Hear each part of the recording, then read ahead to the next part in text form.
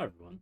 I've been noticing, so I just put in grades for your week 2 work, and I'm noticing some issues with people submitting things to the wrong place on Blackboard or not fully following assignment instructions. So I wanted to make a video here in which I just clarify where assignments need to go on Blackboard. So this is for week 2. I'm going to scroll down to your discussion board instructions. So you need to make 2 posts for last week, task 2.4. The instructions are here. And then task 2.7, the instructions are here. Notice that it also says replies. You need to reply to your classmates' posts. A number of people are losing out on some points by not replying to their peers. When you make your Friday posts, you also need to reply to at least 2 of your peers. The discussion board, I believe if you click this link, it will take you directly to the discussion board. It did. So week 2 discussion, that is where you should have made both of your posts. I like that a lot of you are labeling which post it is. I think that will help both you and me keep your work organized. So post 2.7, post 2.4, that's where the discussion board posts go. You do not submit your discussion board posts to the weekly writing submission area. So let's actually take a look at that. At the bottom of each of our weekly modules, there's going to be a link that says submit week, and then whatever the week it is, work. And these instructions will tell you what you need to submit. So for week 2, you were supposed to submit all the writing that you did in response to task 2.5. So we can scroll up to task 2.5 and find the instructions here. So you had 2 options. You could respond to these prompts, or you could do at least 2 of the strategies, 2 of the pre-writing brainstorming strategies from your textbook. Those were your options for task 2.5. When you were done with that, you would submit it here to week 2 work. I had some people submit their what looked like final drafts of their of writing project 1. It's great that you are maybe working ahead, but you need to make sure that you are actually submitting what the assignment asks you to submit. So if you did not submit what task 2.5 was asking you to do, you lost points for that assignment. Now let's take a look at what this submission interface actually looks like.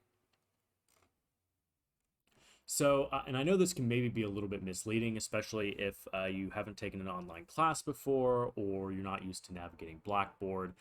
You have some options here when it comes to making your submission.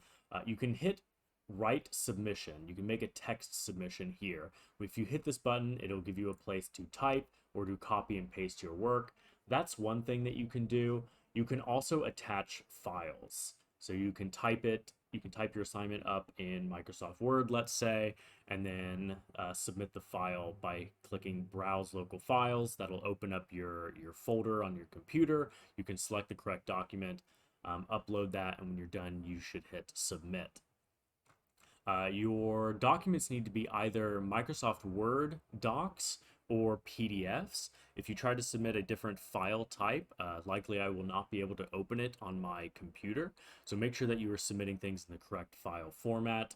And what you should not be doing is using the comment box here to make your submission. So notice it says add comments. It's also labeled comments here.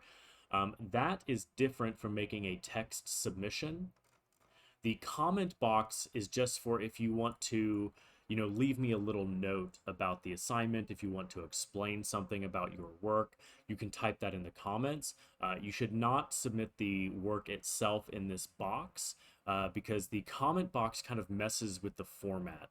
It's not going to be laid out correctly on my end. So I'm not going to grade work that is submitted in the comments. You should submit your work either by uploading a Word doc or a PDF, or by submitting your work in the text box here. While we're at it, let's look ahead, or not really look ahead necessarily, but let's look at what you need to do for week 3. So what you'll be submitting this week is task 3.2, considering your rhetorical situation. So you need to follow the instructions here, respond to all of these prompts. And then at the end of the week, you'll go down to submit week 3 work. Notice that the instructions say that you need to submit task 3.2. You also need to submit your draft that you wrote for task 3.3. So for week 2, you should not have submitted a draft, but for week 3, you are going to. So notice that for this week, you are submitting 2 things, task 3.2 and task 3.3. You also have a discussion board post. This is due by Sunday at 11:59 p.m. If you click this link, it will take you to the discussion board. For this post, you need to submit your draft. So you're going to be submitting your draft in 2 places this week. You're going to be submitting it here, the week 3 work.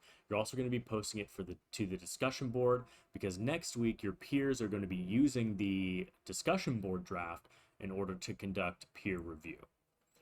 So that is where you will submit things in this class. Discussion board posts go on the discussion board. The other writing assignments go to the week 3 work, the weekly work, when it says submit week blank work. And these will always specify what you need to submit. Make sure that you are closely following assignment instructions, otherwise you are going to lose points. If you accidentally posted your discussion board work to the submit weekly work area, you will not receive credit for that. In order to keep things organized, in order to make sure that everything is where it belongs, you need to make sure that assignments are being posted to the correct areas. Otherwise, you will not receive credit for them. If you have any questions about this, let me know.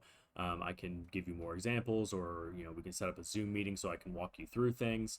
But I've been seeing a lot of issues with people not fully following submission or assignment instructions, so I wanted to help clarify some things.